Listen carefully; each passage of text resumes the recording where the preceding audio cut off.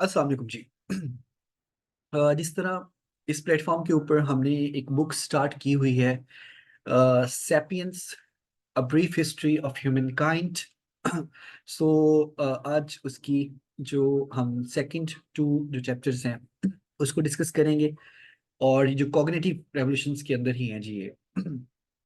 और मैंने आपको बताया था कि हम ये जो बुक पढ़ेंगे इसको हम डिटेल में पढ़ेंगे जी। और इनको हम इनकी जो चैप्टर्स के अंदर डिवीजन है उसके अकॉर्डिंग हम इनको डिस्कस करेंगे। मैं आपके साथ बुक शेयर करता हूँ। देखिए जी।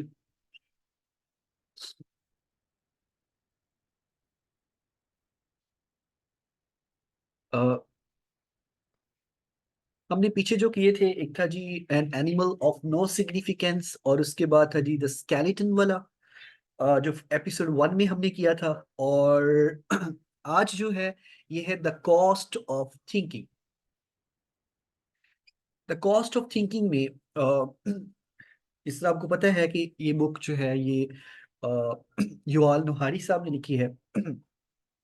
सो इसमें राइटर ये बताता है कि जो डिफरेंसेस थे, उनके अलावा जितनी भी स्पीशीज में जो डिफरेंसेस थे जी, उन सब में कुछ सीवरल डिफाइनिंग कैरेक्टरिस्टिक्स थी जी।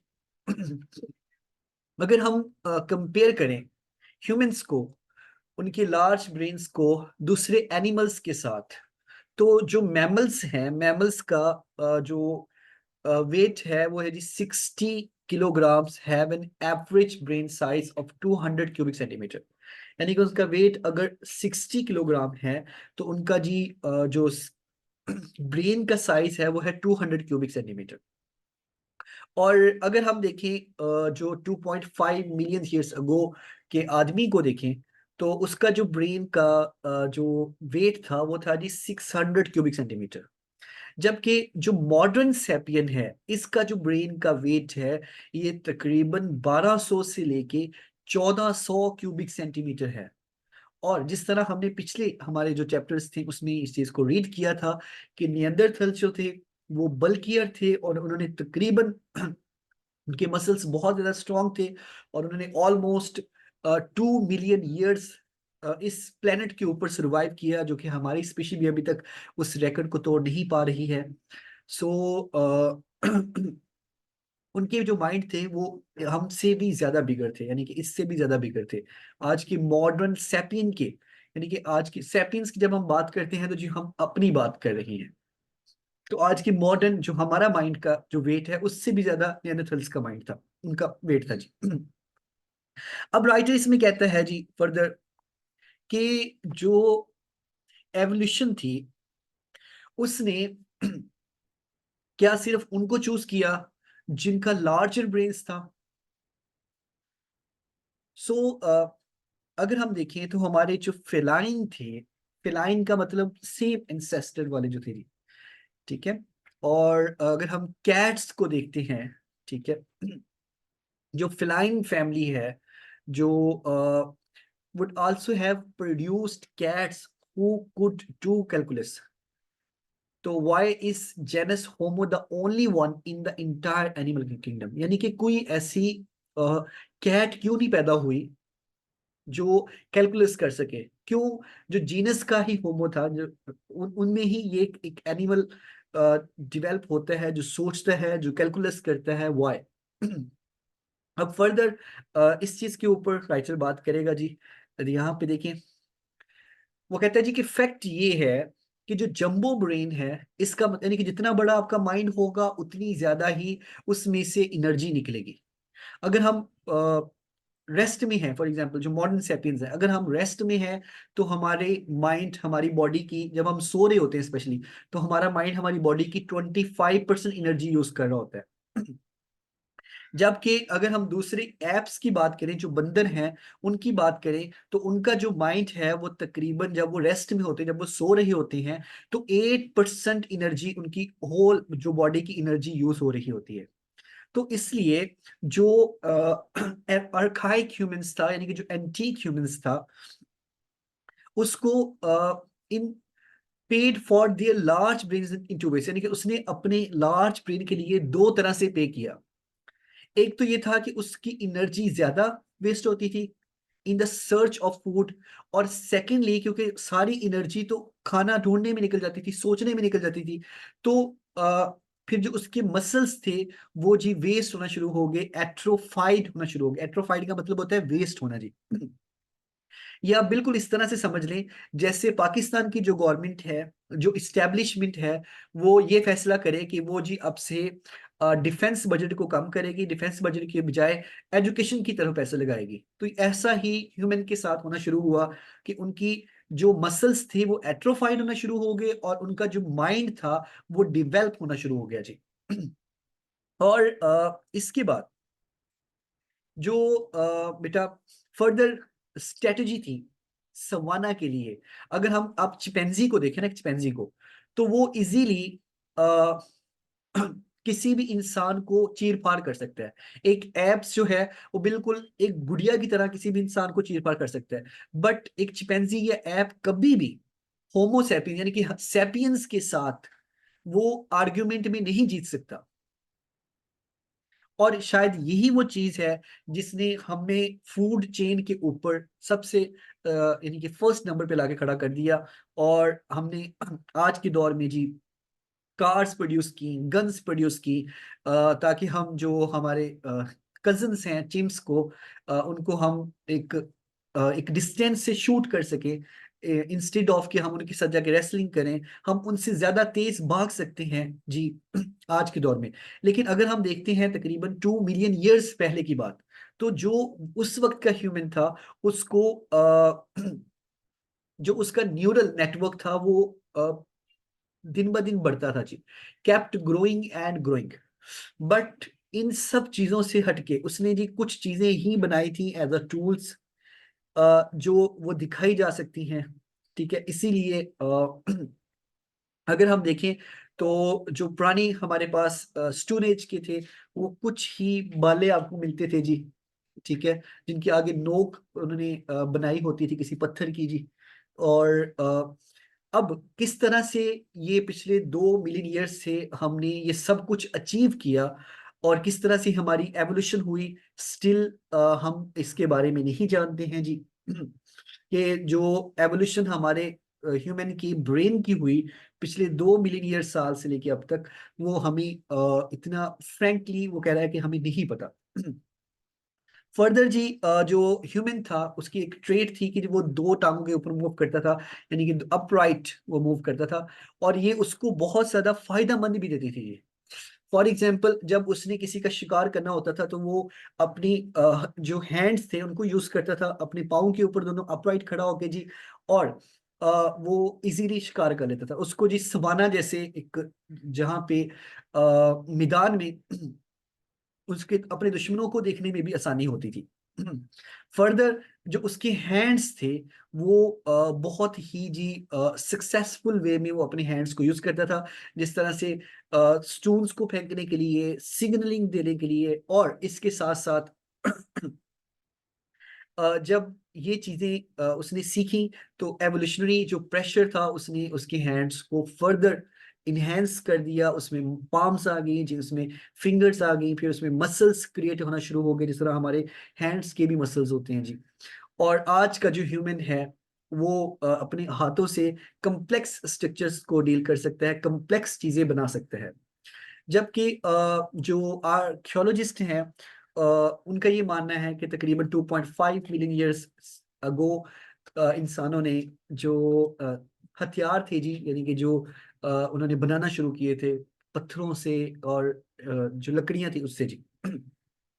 और डेफिनेटली उस वक्त जो सर्कमस्टेंसेस होंगे उनके अकॉर्डिंग ही वो जो अपनी वेपन्स हैं उनको यूज करते होंगे। एंड फर्दर जब हम देखते हैं राइटर हमें ये बताता है कि जो स्केलेटन है हमारा, क्योंकि हमारे जो एंसेस्टर थे वो चारों अपने पाँव और हाथों के ऊपर, दोनों के ऊपर चलते थे जी। लेकिन हम जो है हम सिर्फ अपराइट हैं, हम सिर्फ दो लेग्स के ऊपर चलते हैं।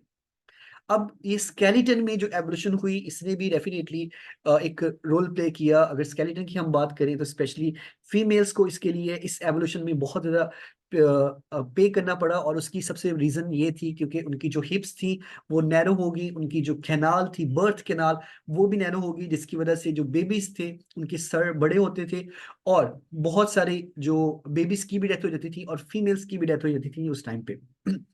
फिर इस ये चीज जब फर्दर एवोल्यूट होती गई जी, तो जो फीमेल्स की जिस तरह कैनाल जो थी, बर्थ कैनाल, वो नैरो हुई थी, उसी तरह से जो ह्यूमन का बेबी था वो भी जी प्री मच्योर पैदा होना शुरू हो गया। अब प्री मच्योर से राइटर हमें ये समझाने की कोशिश करता है कि प्री मच्योर में जिस तरह अगर हम देखें हम ये चीज अपने इर्द गिर्द भी एक्समाइन कर सकते हैं कि अगर आपके घर में कोई गाय है, कोई भैंस है, तो उनका बेबी तकरीबन आफ्टर अ फ्यू आवर्स वो उठ के खड़ा हो जाता है, वो चलना शुरू कर देता है, तो वो प्री मच्योर नहीं होता, वो पूरा डिवेल्प होके आया जी, वो मच्योर बन के आया अंदर से, अपनी मदर की वॉर्म से वो मच्योर बन के आया है। जबकि अगर हम फीमेल के जो हमारा इंसान का बच्चा होता है जी, उसको ये सब करने में, उसको खड़ा होने में तकरीबन 2 साल का वक्त चाहिए होता है, उसको चलने के लिए प्रॉपरली 2 से 2.5 साल। फिर वो हेल्पलेस होता है बेबी जो है। और अगर आप के राइटर यहाँ पे मिसाल देते हैं किटन की, वो कहते हैं जो किटन के बच्चे होते हैं, अ, जो अपनी जो सॉरी जो किटन्स हैं अपनी माँ को वो छोड़ देते हैं after a few weeks old, जब वो कुछ हफ्तों के ही होते हैं, तो वो अपनी माँ को छोड़ के अपने खाने की तलाश में निकल जाते हैं, जबकि इंसान का बच्चा ऐसा नहीं कर सकता। सो इसलिए जब बच्चे प्री मच्योर पैदा होना शुरू हुए, तो एक जो लोन मदर थी वो उनकी देखभाल नहीं कर सकती थी, बिकॉज उसके लिए उसको एक कलेक्टिव कोलैबोरेशन चाहिए थी, ताकि वो अपने लिए भी खाना वो इकट्ठा कर सके जी, और अपने ऑफ स्प्रिंग्स के लिए भी खाना इकट्ठा कर सके, यानी कि अपनी औलाद के लिए भी खाना इकट्ठा कर सके। और इसी वजह से राइटर कहता है कि जो थे ट्राइब थे ह्यूमन के, वो रेस हुए, फिर एवोल्यूशन हुई इस इन्हीं चीज़ों के अकॉर्डिंग जो जो उनकी रिक्वायरमेंट्स थी। और फर्दर जो मैमल्स के बच्चे होते हैं जी, जो दूसरे बच्चे होते हैं, वो अपनी माँ के पेट से, जैसे हमने पहले बात की कि वो जी बिल्कुल इसी तरह से जैसे एक लोहे का रॉड होता है, जब आप उसको जबरदस्ती तो मोल्ड करने की कोशिश करते हैं तो वो टूट जाता है। और जबकि जो एक मोल्टन ग्लास है जो फर्नेस में आप बनाते हैं, तो उसको आप अपनी मर्जी के अकॉर्डिंग चेंज कर सकते हैं। इसी तरह इंसान का बच्चा जो है वो एक मोल्टन ग्लास की तरह का है, उसको आप एजुकेट करते हैं, उसको आप ये सिखाते हैं कि आपने क्रिश्चियन बनना है, बुद्धिस्ट बनना है, मुस्लिम्स बनना है, सोशलिस्ट बनना है, वॉर लाइक बनना है, पीस लविंग बनना है। ये सब कुछ इंसान के बच्चे को सिखाया जाता है, जबकि जो अदर मैमल्स हैं, जो दूसरे जानवर हैं जी, उनको ये चीजें नहीं सिखाई जाती।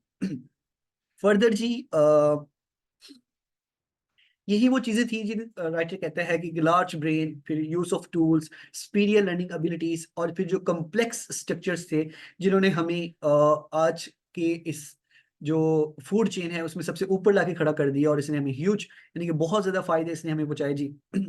और लेकिन जो पिछले अगर हम बात करते हैं 2 मिलियन ईयर्स अगो पहले, तो उस वक्त जो इंसान था जी वो इस तरह नहीं जीता था, वो मार्जिनलाइज था, बिकॉज उस वक्त जो फूड चेन में सबसे ऊपर थे वो शार्क्स थे, लाइन्स थे, और वो प्रेडेटर से यानी कि वो शिकारियों से हमेशा बच के रहता था। और उनका जो माइंड था जी उस वक्त बिकॉज उनके पास इतने ज्यादा टूल्स भी नहीं होते थे, और वो कांस्टेंट फियर में रहता था जी।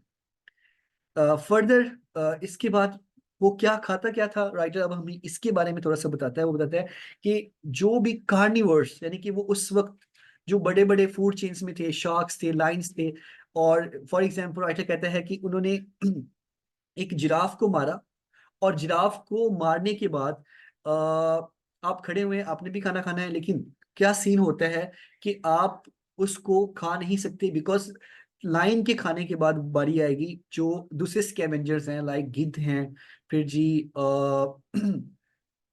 जो हाइनास हैं, वो उस लेफ्ट ओवर्स को खाते हैं, और फिर जो फर्दर लेफ्ट ओवर बचता है फिर वो इंसानों के लिए बचता था, और उस वक्त के इंसान सिर्फ उसी को खाते थे जी। राइटर हमें ये भी बताता है कि जो बोन मैरो सबसे पहला जो इन्होंने यूज करना शुरू किया बोन मैरो निकालने का, और उसकी सबसे बड़ी वजह ही ये थी बिकॉज पहले शेर यानी कि लायन खाना खाता था जो भी वो शिकार करता था। उसके बाद जो दूसरे स्कैवेंजर्स थे लाइक हाइनास और गिद्ध जो थे वो खाना खाते थे, और इनके बाद जो पीछे बचता था वो सिर्फ हड्डियां बचती थी। सो इंसान फिर उनसे मैरो निकाल के, बोन में से मैरो निकाल के खाता था जी। और डेफिनेटली ये एक, जिस तरह हमें पता है कि ये बहुत ज्यादा न्यूट्रिशियस भी होती है जी।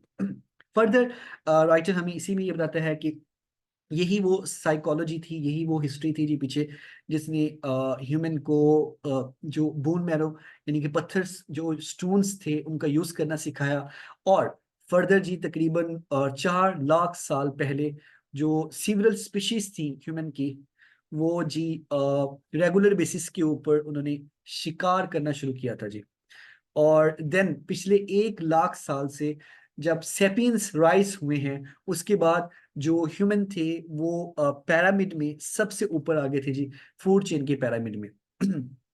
फर्दर इसी में राइटर हमें ये बताता है कि किस तरह से चीजें इवॉल्व हुई, लेकिन इस सब में क्योंकि ये ह्यूमंस इतनी जल्दी से इकोसिस्टम में यानी कि फूड चेन में ऊपर आए हैं कि इकोसिस्टम को स्टेबल होने में जी एक टाइम लगा। और डेफिनेटली जो दूसरे थे लाइंस थे, फिरोशियस लाइंस, फिर शार्क्स, ये हमसे नीचे हो गए। जिस तरह लाइंस में एक फिरोशियसनेस इंक्रीज होती गई, उसी तरह से दूसरे जो उनके शिकार थे लाइक जो गैजल्स होते हैं बेटा, जिनको हम हिरने भी बोलते हैं, तो इनके जो शिकार थे उनमें भी ये एवोल्यूशन होती गई। वो जितना वो भी तेज तेज भागना स्टार्ट हो गए, उनमें एवोल्यूशन हुई कि वो फास्टर भाग सकते थे जी। और इसी तरह से फिर ह्यूमन की जो ओवरऑल जो बस्तियां थी वो भी डेवलप होना शुरू हुई जी, उनके ट्राइब्स डेवलप होना शुरू हुए, और उनमें डिक्टेटरशिप भी आई, और ये सब बातें जी।